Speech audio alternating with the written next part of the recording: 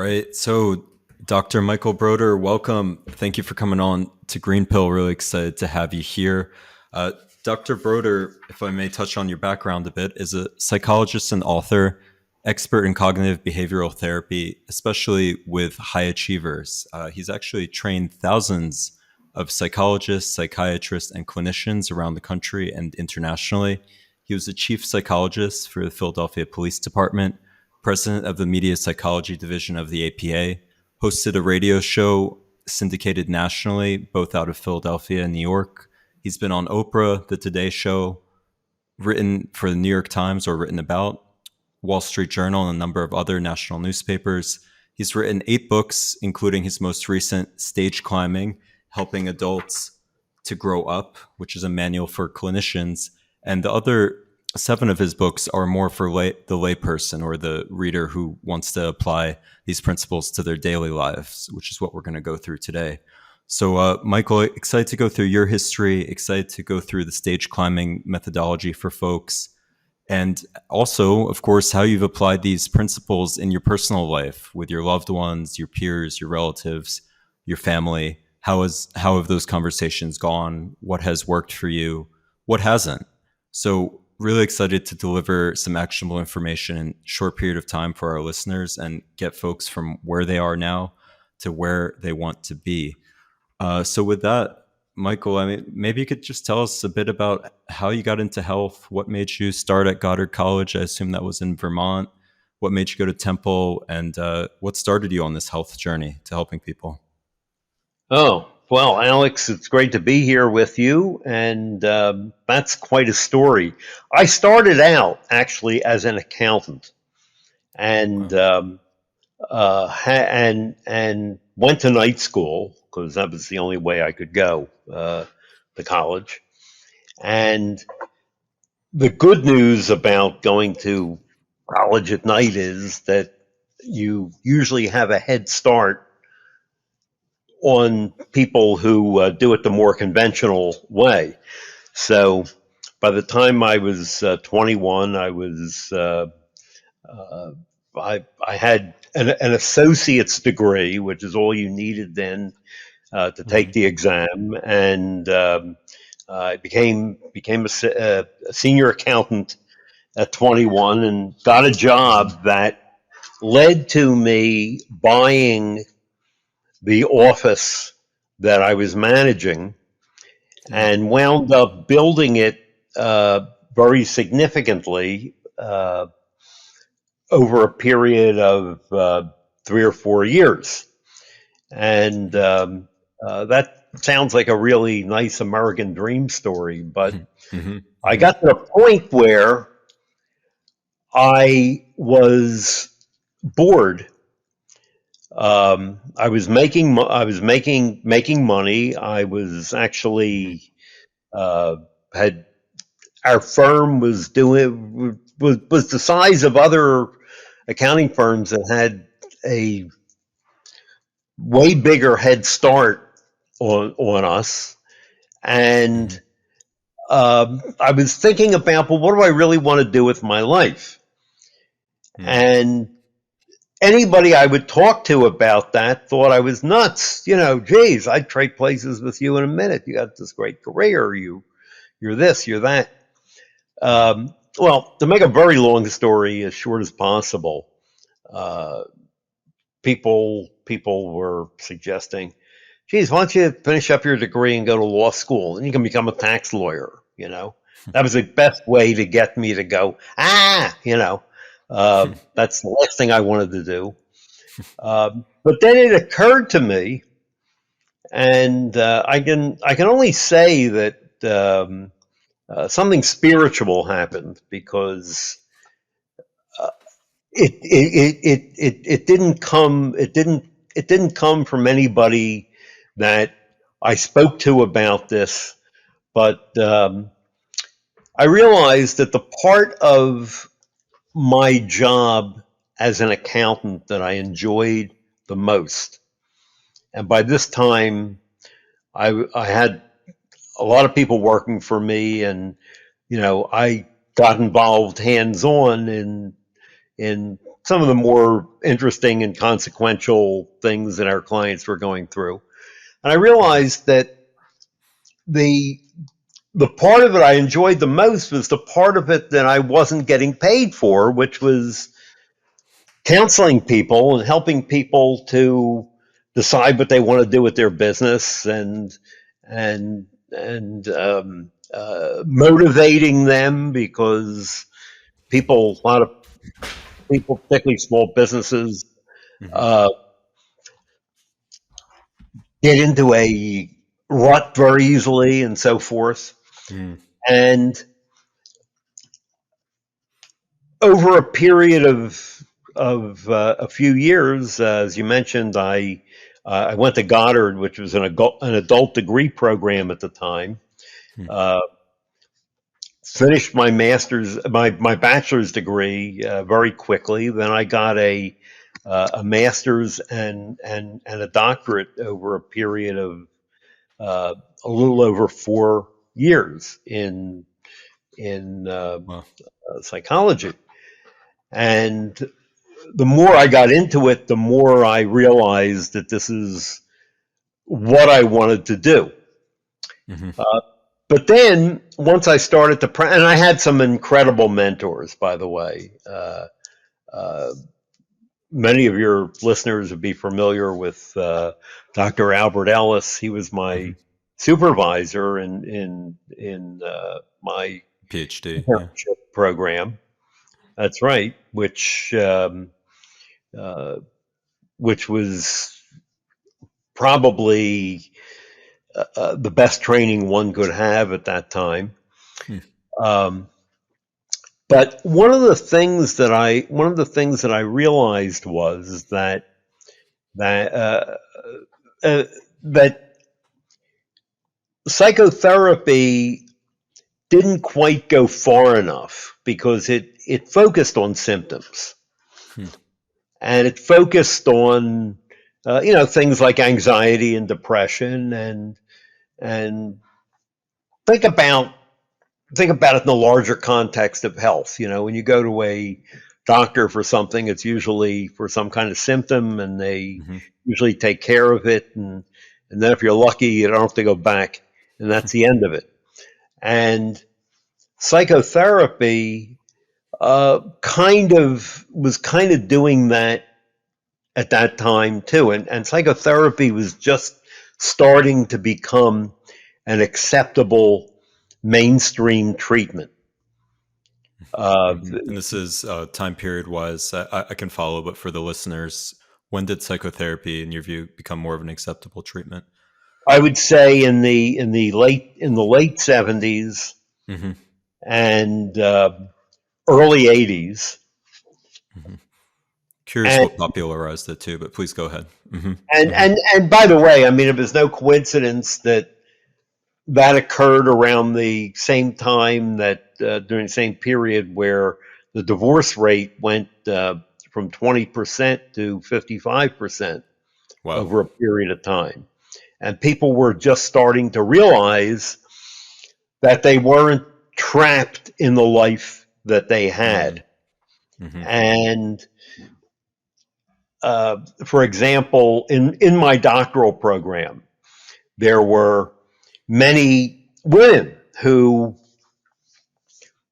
went back to school after raising children and being depressed, and because they had all this talent and no outlet for it, and somehow found our field. Mm-hmm. And doctoral program that I was in Temple had a 10 years before had like 5% female, and the bulk of the people, the rest Mm-hmm. of them were male. By now it was around 50-50, and this is over a very short period of time. So Mm-hmm. the world was changing, and the other thing that's important to note is that what attracted me to Albert Ellis's brand of therapy, which is cognitive behavioral therapy. It was really seen as a renegade therapy back in those days. In what But sense? Yeah.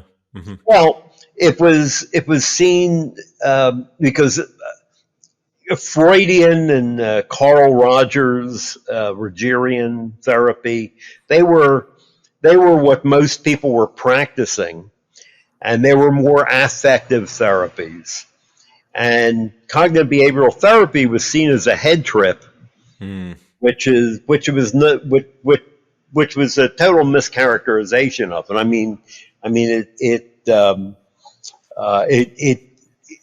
It then, over a period of time, with the contributions of Albert Ellis, Arnold Lazarus, of course, Dr. Aaron Beck, who recently passed away, Mm. made tremendous contributions to that field, particularly normalizing it and getting it out there to where it's now state of the art It is. Yeah. psychotherapy. And what attracted me to it, because I was learning in my doctoral program the stuff that had been taught state of the art, the The Freudian, emotional Freudian stuff focused, and yeah, all that. task And focused, yeah. and in my initial practicums while I was going to school, I was seeing students in the mental health clinic, mostly undergraduate students, Hmm. and they would tell me, "Oh boy, I really felt good after the last session, and I'm really glad to be here today." And I would get Hmm. those kinds of things, and then, That was satisfying. Yeah. uh, but they didn't change. And somebody took me to a lecture by Albert Ellis, who was Hmm. very controversial at the time, Okay. and he made one statement that hooked me. Yeah. What was that? I was Yeah. sitting there thinking, "Oh, is this guy for real? Is this guy?" Was he great? He must have been a bit bombastic or a good presenter, yeah, to get people's attention. Yeah, Yes. but Uh-huh. but he made one statement. He said that our approach is designed to not make people so much feel better, but get better. And I Interesting. went, "Oh my God, that's what I'm doing. I'm seeing people." And I was still in my master's program, by the way, at the end of my Right. master's program, but Fairly ready early to on. Yeah. turn over Hmm. to my doctoral program. And I said, "My God, that is what is going on. That's what they're doing. They're feeling better, but they're not getting better." Not getting better. And that's today, that's a huge subject, which we should discuss in the modern context, in the political context as well, perhaps. Going back to Albert Ellis, then how did you become his mentee? After you're late in your master's program, you go to the first lecture, you're wowed by the statement.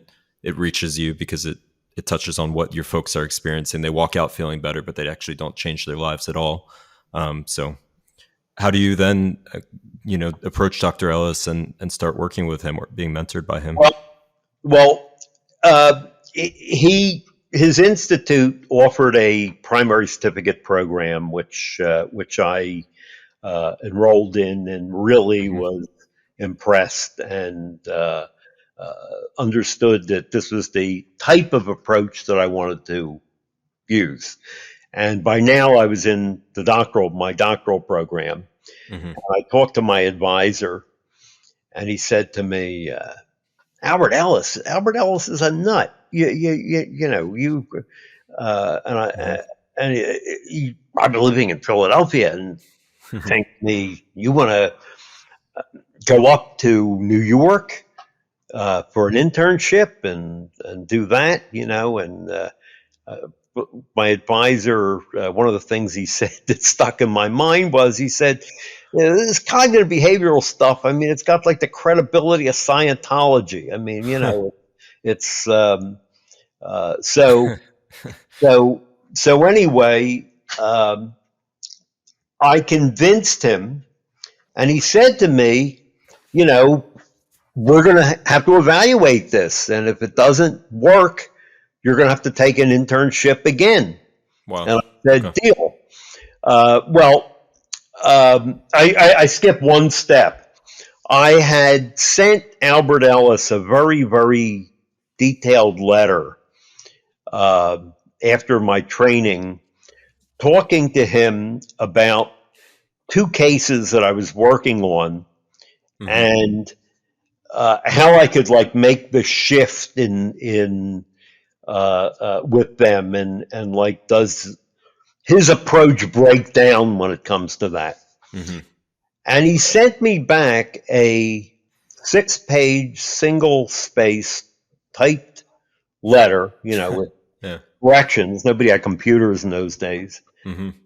which he typed himself. He was a fast typist, Hmm. which I wasn't. Hmm. And anyway, the uh, he went to each point, answered my questions incredibly, Hmm. and then then I decided to apply to see if I could get an internship there, And you and got it. Yeah. I think on the basis of that letter, I got an internship, and I was able to actually have him as my hands-on supervisor for about half of the cases that I worked on. Yeah. I had Yeah. other people there too, but it the other advantage to working in a place like that for people who are thinking about getting into the field, Hmm. and I have nothing against college clinics. I think that they're a great first step, but you want to work with real people. And there I got the opportunity to work with real people, not when I say real people, Not I mean college kids. Yeah. No, no, or it's a people difference. too, Yeah. but it's a very select population. And it uh, I wanted to work with people that had addiction problems, marital problems, real anxiety, panic attacks. I mean, I Hmm. wanted to really get into the weeds and learn how to do that stuff. Yeah. Yeah. And I mean, first, a great anecdote there about reaching high for meeting somebody you want and sending them a personal missive and saying, "Hey, I've studied your work. This is what I'm doing. I'd love your advice." So I think people should learn from that. And secondly, I'd like to ask you. I mean, you like myself seem in a way very practical, and that you want to get to the bottom and get in deep, get into the weeds of fixing things for people or helping them fix things, and that maybe that's what attracted you to accounting versus marketing at that time, even. And what about your family that led you to be so practical and led you to be such what seems like a helper and a fixer and a get down to brass tacks kind of person, if I'm estimating you correctly? Yeah, well, the probably the most pivotal piece of it was that my father, who was probably the most decent man that I've ever known. Hmm. Okay, overall, Hmm. and having worked in this field, I don't hear too many people talk about their parents like that. But my father, he was really my idol, my hero. Hmm. And one day, I was 9 years old. He went to work, had a heart attack, and died. Wow. Sorry. Uh, and that day, this is in 1955, and that day, my childhood ended. Wow. Uh, period. I mean, Period. and somehow or another, and by the way, he, uh, nobody listening will be surprised to hear this, but he was an accountant, Hmm. uh, and a very Hmm. successful one. He uh, not only managed a huge factory, he was the comptroller for a huge factory, but he had some very uh, good private clients. and Hmm. worked very hard. And but he was he was very successful, and uh, really uh, really gave me the values to believe that I could do anything if I really put my mind to it, and if I really worked at it, which is Hmm. the key, which is really the key It uh, is. Yeah. to it. And um, that was what I tried to take into my work as an accountant, obviously, and then as a psychologist. But something that I also realized, particularly, and in fact, in both professions, something that I realized was that you had to really motivate people to do the work because they have to do the work. And too much therapy Hmm. is what I started calling jokingly, but it's not that funny, so I don't consider it a joke anymore. I call it chit chat festivals. It's a little pejorative, but I like it. Yeah. Yeah. A little pejorative, yeah. I In other like words, it. somebody Yeah. comes in, and the therapist is nice to them, and they could talk about anything they want to do, and I, uh, I one time on my radio show, a few years later, I referred to that kind of therapy as prostituted friendship. Oh man, that's good. Yeah. Uh-huh. Did I get uh, reactions to that? From colleagues, Oh my God. particularly. I mean, I was amazed at how many colleagues listened to my show, but I got Yeah, you a found lot of out then. reaction to that, and so I said, well, it's one thing all these reactions are Yeah. proving to me is that it must be true. If people are biting at the witty statement, wow, that's a good one. So Uh, uh-huh. yeah, Go ahead. Yeah. so it I adopted a very important rule about the way I work with people, and that is, they have to do their homework. They have to do stuff in between sessions, Hmm. and people who aren't willing to do that, I will tell them, I can get you somebody who will sit and just talk to you, and Hmm. you can be in therapy for 20 years, Hmm. and that's what you want to do. That's fine. Hmm. But I'm not your guy. Yeah. I'm Yeah. not You're very. your guy because if I start getting bored, I know we're not getting anywhere. Mm. And tell And, me, just to dive in. I'm sorry to interrupt you, Michael. sure. No. With your father's passing at 9, and it's never equal. It's never the same. I can, in a sense, sympathize with my mother passing when I was a teen, or empathize, I should say. Hmm.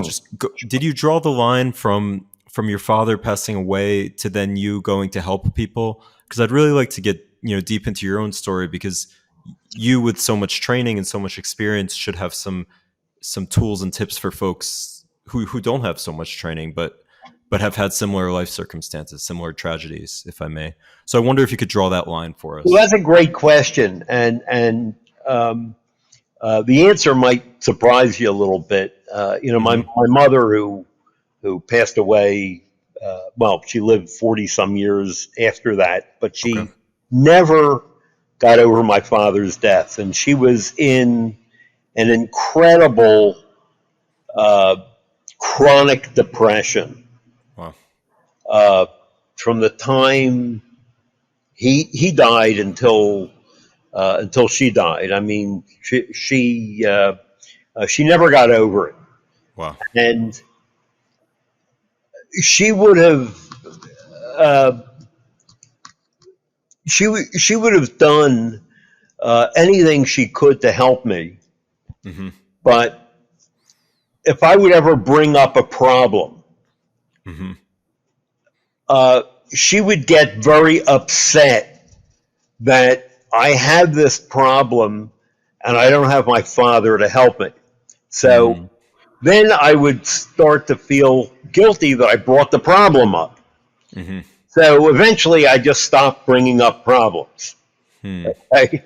hmm And realized, other things happened too at the time. When my father died, I had a pretty normal childhood, but there were one or two kids that I friends that all of a sudden weren't allowed to play with me because it was thought in the 50s that a boy growing up without a father is destined to be a juvenile delinquent.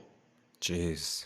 So I was kind of ashamed to tell people about that, Wow. and realized that somehow or another realized that my destiny is in my own hands.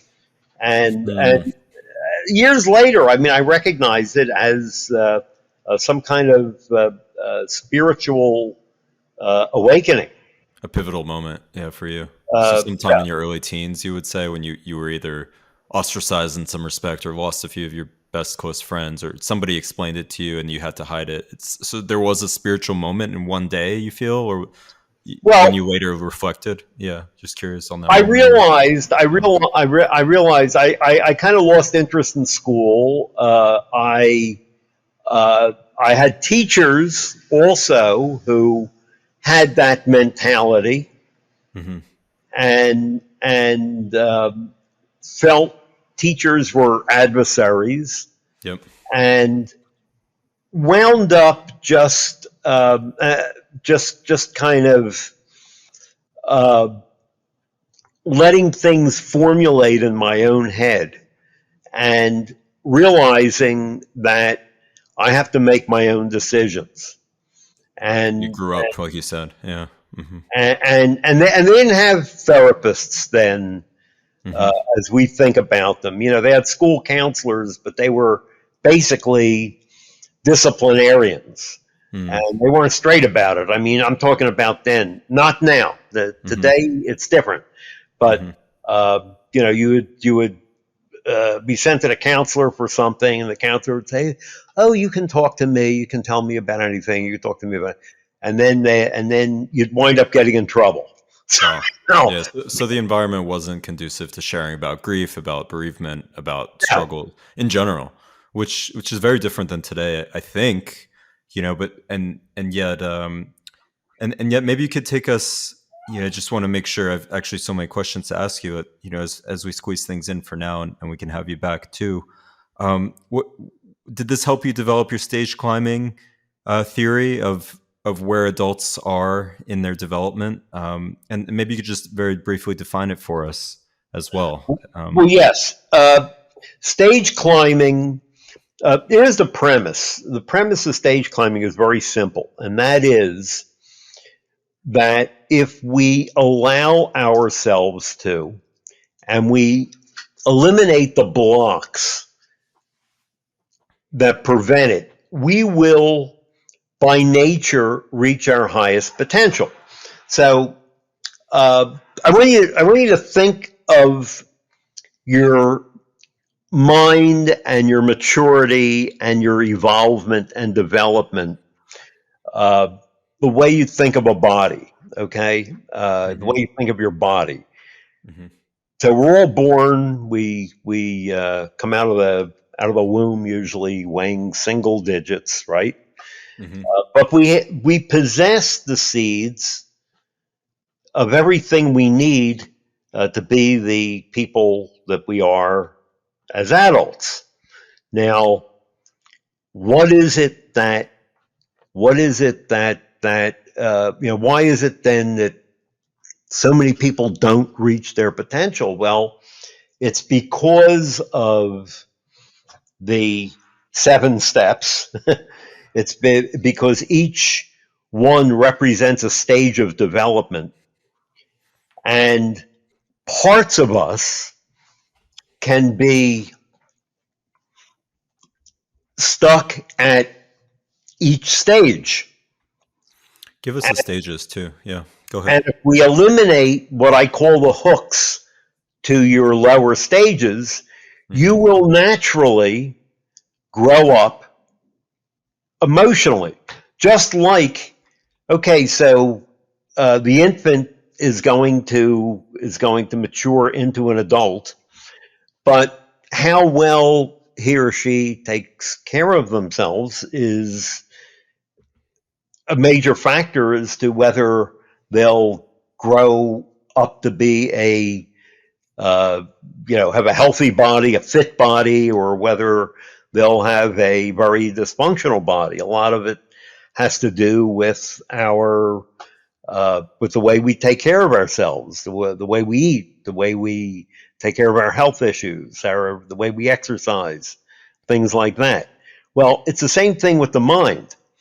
And if you understand that simply by eliminating the blocks that prevent it, you're going to get to a very unique place within yourself. And the unique place within yourself can be defined very easily. I call it the zone of your highest potential. I call it your zone of genius. I call it so many different things. But essentially, it's this. It's where you stop being motivated by external forces, whether they be money, whether they be people's approval, whether they be fitting in, whether they be fears of some type that don't have any real danger to them, what we call anxiety, whether it be overwhelm. When you learn how to handle those things that constitute our blocks, you then begin to self-motivate.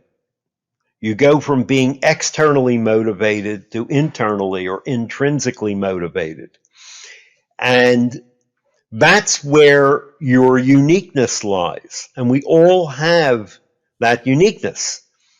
And we call them, you're basically then guided by your passion and your unique life purpose.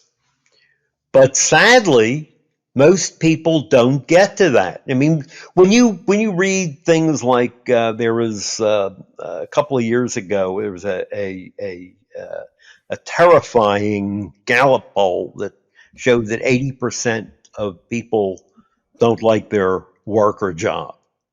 Okay, and what percentage of the majority of people who are in long-term relationships aren't happy in the long-term relationships. Okay, and how can this be?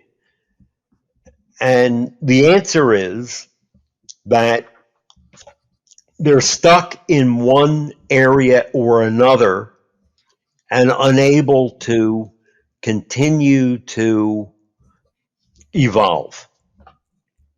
So I can run through the 7 steps quickly if you'd like. Yeah, I think run through them quickly if you won't mind, and I think we'll have to have you back to dive in deeper on each step, as well as share some anecdotes of your personal life and your patients who have benefited from these steps, because I think folks will be immensely interested, and perhaps we can concatenate the podcasts together and make them into one big one. So if that's suitable for you, why don't we go ahead? Absolutely. Okay, the first step is taking the initiative to do what you need to do.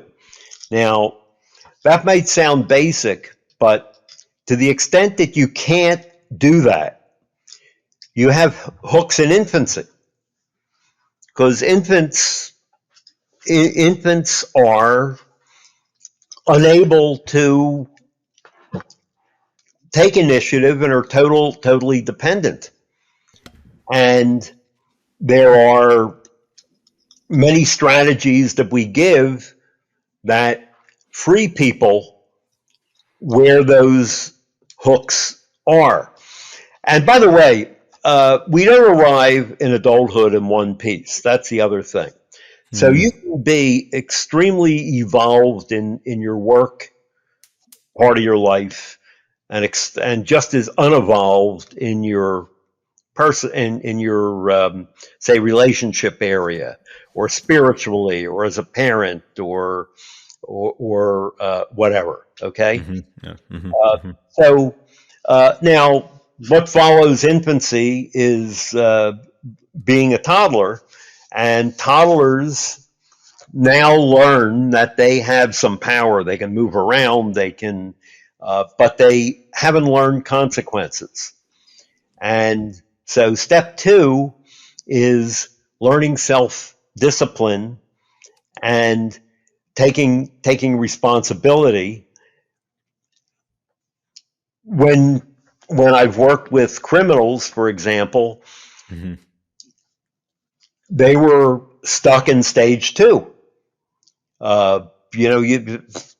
They don't respect authority. They don't respect rules, not because they should, but because they need to decide to. Picture the cutest toddler you know, and imagine that they were 180 pounds and and could drive a car, could chug whiskey, whatever you want. Okay, and that's so to the extent that we have hooks in stage two. Now there are also positive hooks too, because that's where we learn joy and pleasure and things like that.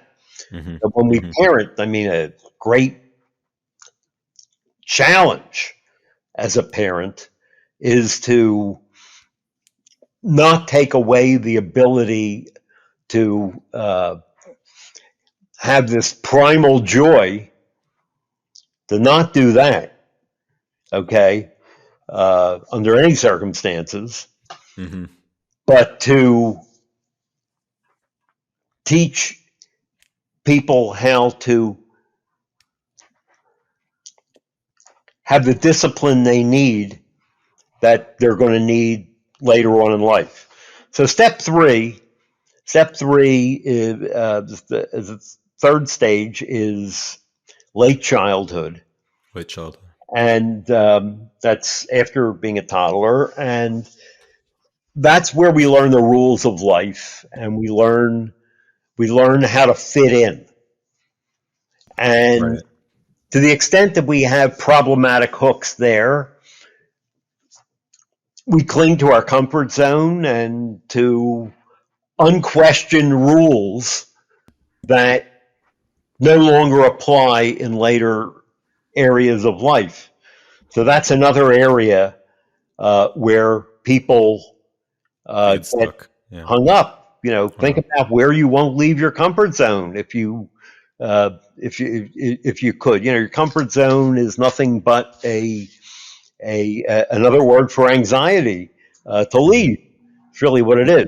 And you see kids being afraid of new things often, and then you have to coax them and guide them. Then they open up the comfort zone, then they start rock climbing, and they never look back. But they're afraid at first. No, that's infant, toddler, kid. You're exactly right. And so, and by the way, we all go through, we all conquer some of these things naturally and normally too, without any help, because we're now in a peer group and things like that. All right, stage 4 is adolescence, and I think, as we noted earlier, that's where most psychotherapy takes place, because that's where most of your anxieties, depressions fit in, self-esteem issues. You want to be accepted.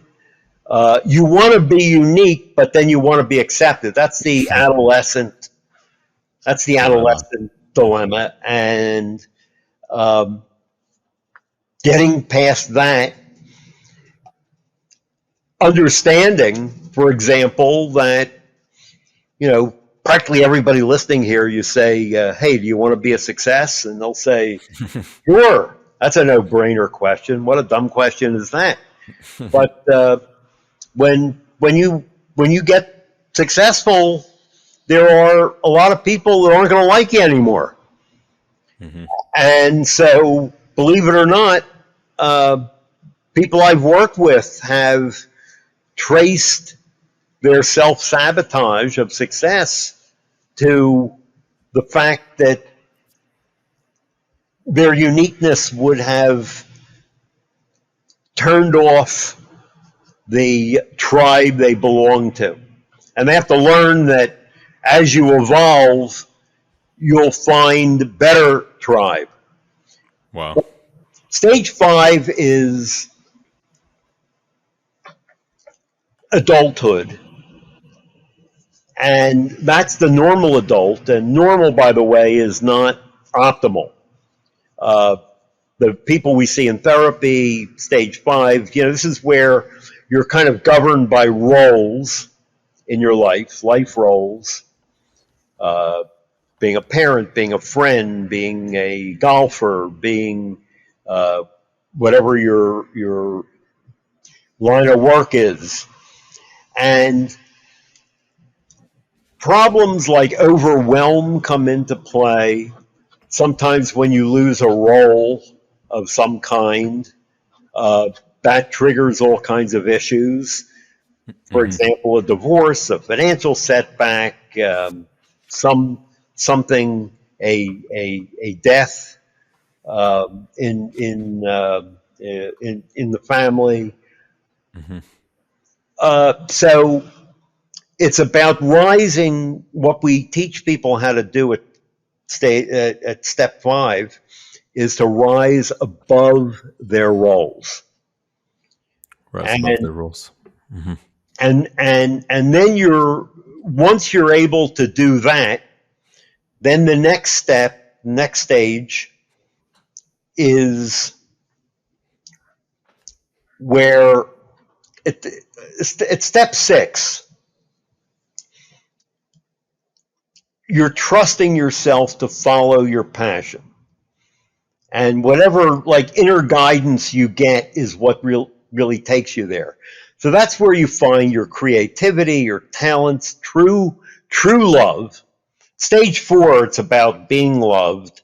At stage 6, it's about loving others, and doing what you enjoy doing because you enjoy doing it because you're self-motivated. That's stage 6. So external So, love. Yeah, got it. Passion motivated. Doing what you enjoy. Rising above just typical roles. Got it. Go ahead, please. Yeah. and So then the final step is step 7 or stage 7, and that is where you are beyond self-gratification.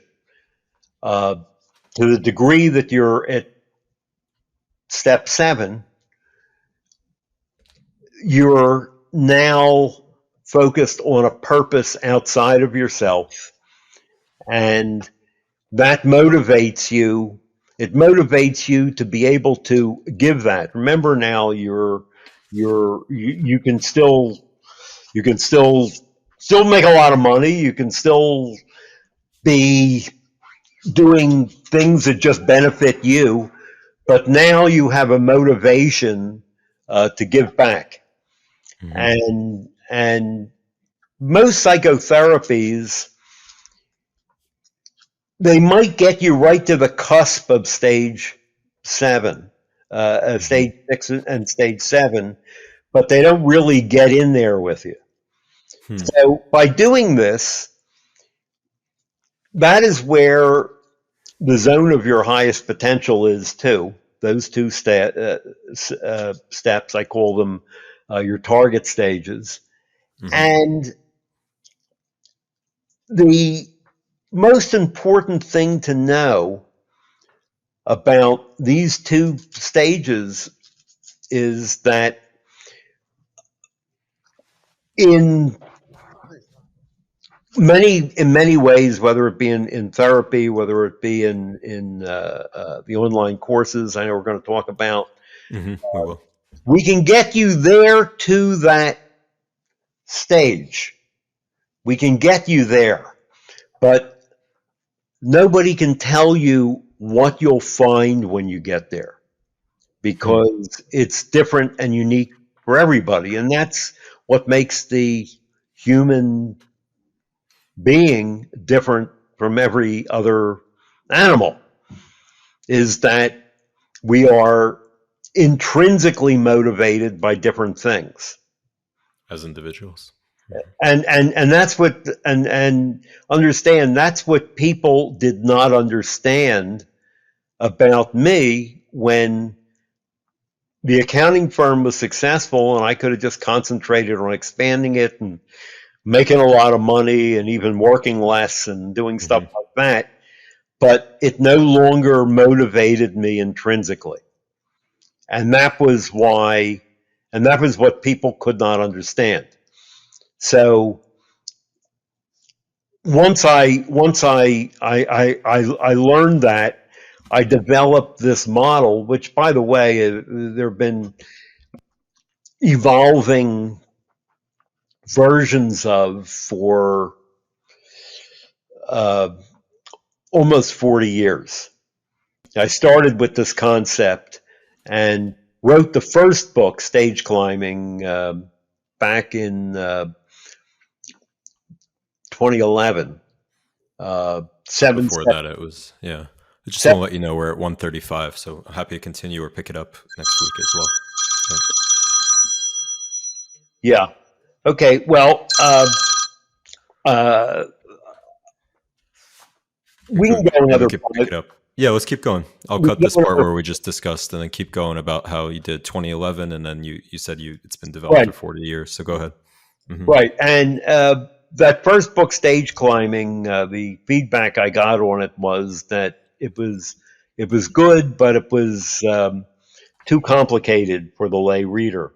So I wrote 7 Steps to Your Best Life to take care of that.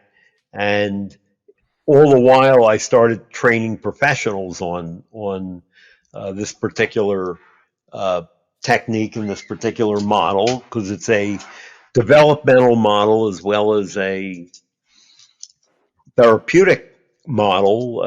It's one that I've taught to teachers, to managers, uh, who motivate people, and who can't understand why they can't motivate somebody by giving them more money.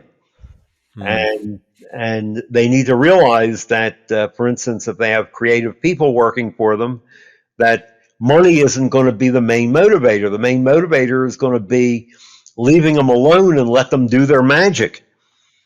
And when managers learn that, they become much more effective managers. So all of that uh, became the model where anyone can learn it, anyone can apply it. You can apply it to any part of your life. For example, everything could be going well, except you could be having some parenting issues, and you can apply this model to parenting issues, and you will get a strategy to deal with what's going on. In the book, and in the course, I have a calibration by the 7 stages of what parenting is for both the parent and the child. But there's one catch What's with the catch? my technique, with my method, and that is, you have to do the work. It's not a magic thing. You can't sit back in an easy chair and listen to a subliminal tape and get rich. You can't. You can't. I mean, We've all heard that. Yeah. right? You can't. Firm. Yeah. Uh, I tell my clients that the least important hour of their week is the hour we spend together. I love The that. other 167 hours where you're going out and doing this stuff, that's where life is. How do you hold them accountable? As a coach, it's something I think about quite a bit. Well, How do I they have, hold themselves accountable? I tell people right up front that there are things to do every week that we start with, that we work with goals, very closely with goals, and people who don't do things in between sessions, I tell them, I don't think that I'm the guy that can help you. Yeah. I think you're wasting your time and money if you're not going to do the stuff that you agree to do. If people are having difficulty coming up with action steps, that's what I'm there for, and we'll come up with action steps. They can be very big action steps. They can be very small action steps because everyone works at a different pace. But you have to do the work. And if you're willing to do the work, I'm going to make a bold statement to you. There is no one who cannot reach their potential if they are willing to do the work. Yeah, that defeats a lot of, well, you were born this way, well, society. No, you can do the work, and I think it's a needed perspective today. Could you give us an example of, somebody in the adolescent step, at least let's say they're in the adolescent step of their relationships, romantic and social. So what kind of work could somebody who is really cleaving to group opinion, not self-actualizing. They go out to the bar every Friday and Saturday, even though they don't even like drinking anymore. They get hungover. They can't hear anybody. They don't meet good romantic partners, but they still go out in New York City every week because their friends go to the bar. What's the homework there for somebody in that hypothetical? Well, the question is, obviously, are you getting what you want? Is this giving you what you want? Maybe you're getting a little social contact. That's Yeah. fine. But I have found, by the way, my first book was called The Art of Living Single, which was Mm. in the bookstores for 19 years. And when I was on media tour for that and did a lot of talks to singles groups, I did one in New York City where we had 1,500 people showed up Uh-huh. for uh, a talk about it, and one of the points that I used to make was that the only thing you have the worst place in the world to meet a potential life partner is at a bar. Saying people don't do it, but the only thing you have in common is that you both wanted to drink that night, right? Or were there. I mean, what else do you have in common? The way you meet people using this model, I mean, just doing the real Cliff Note version of it. What I'm going to say is, I mean, the way you meet people is that you go to places where you're driven by your passion, and the way you know that is, would you enjoy yourself if you didn't meet if there was not one attractive person there? Would you enjoy Okay. yourself? And when you do that, meeting people is one of those things that it's like the harder you try, usually the less successful you are. Mm-hmm. Okay. It's more a matter of going places and being in environments with people who you have things in common with. So I'll give you an example of something funny that happened once in my radio show. Mm-hmm. We were talking about this issue. This was back in the 80s, I guess. And I had mentioned that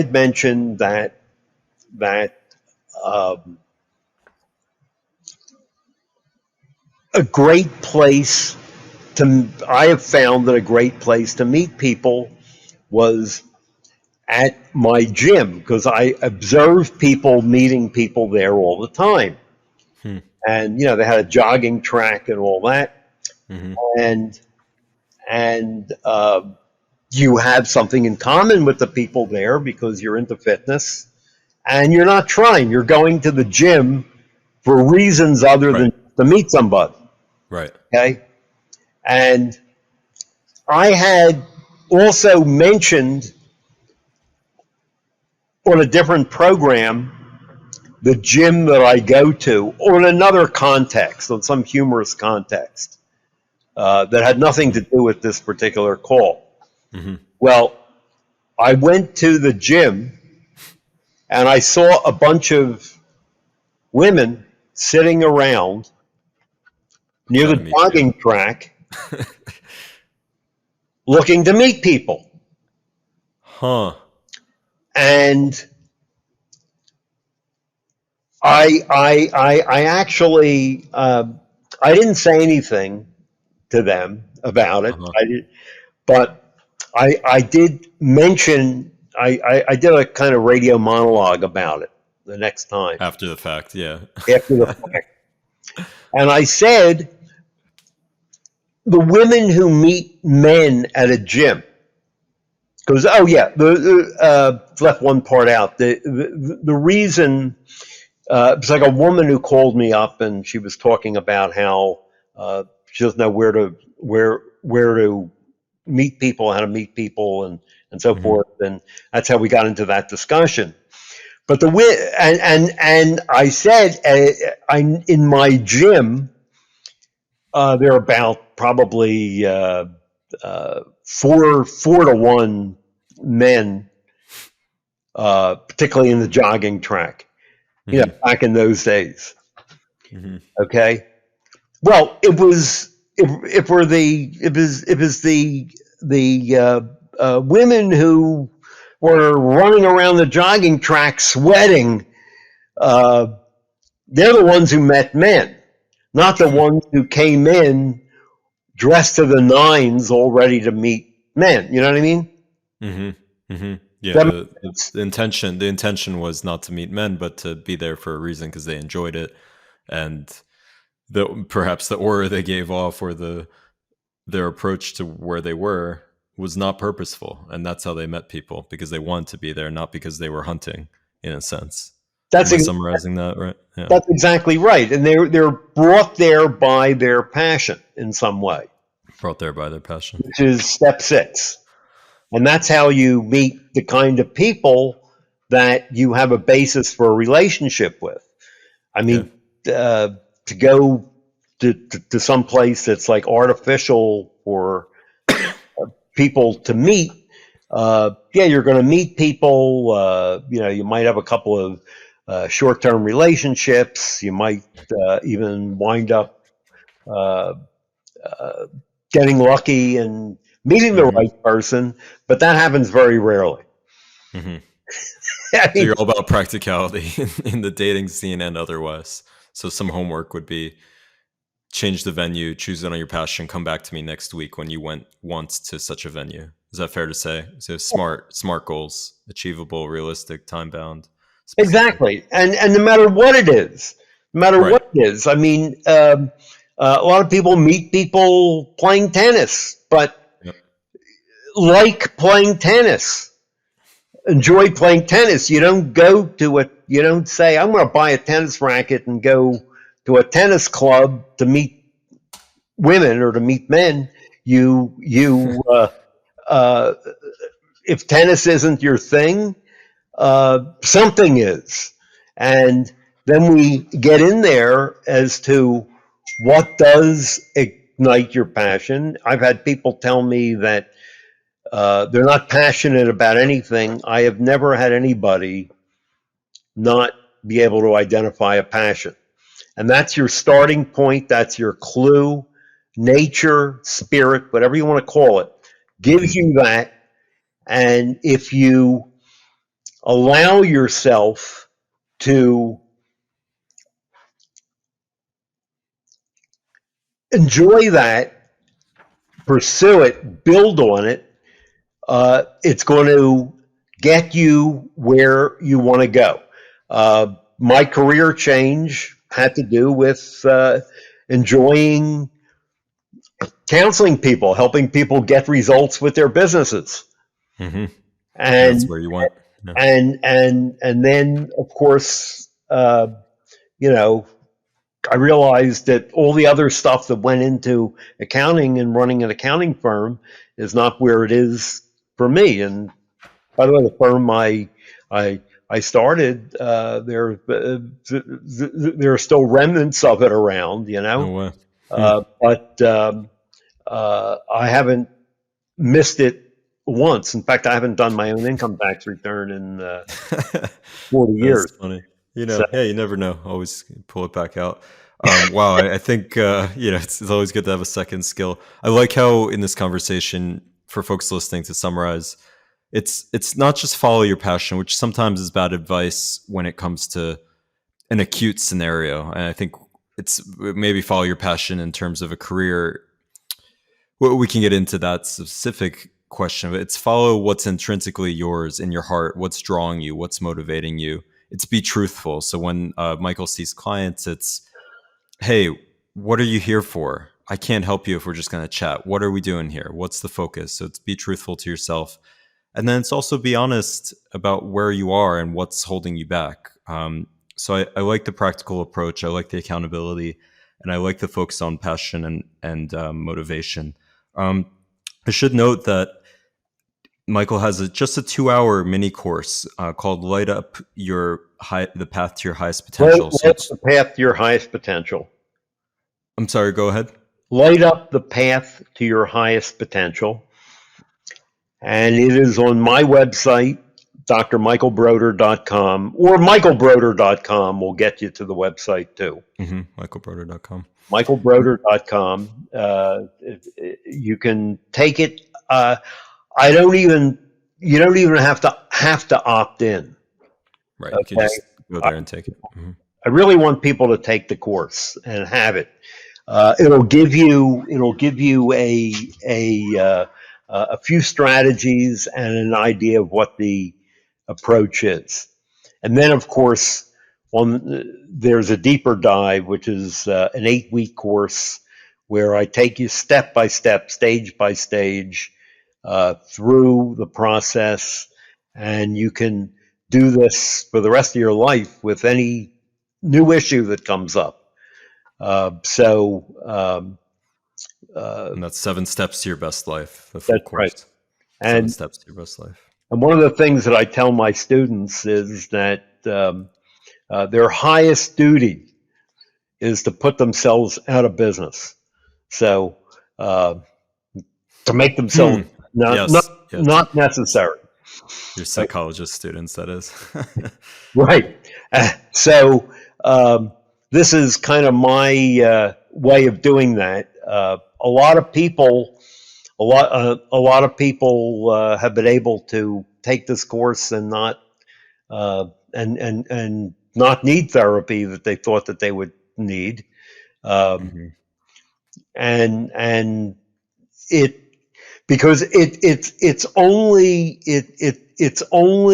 dealing with the stuff that makes you unique. And that's what it puts you in touch with. And that is where the answers are. Nowhere else.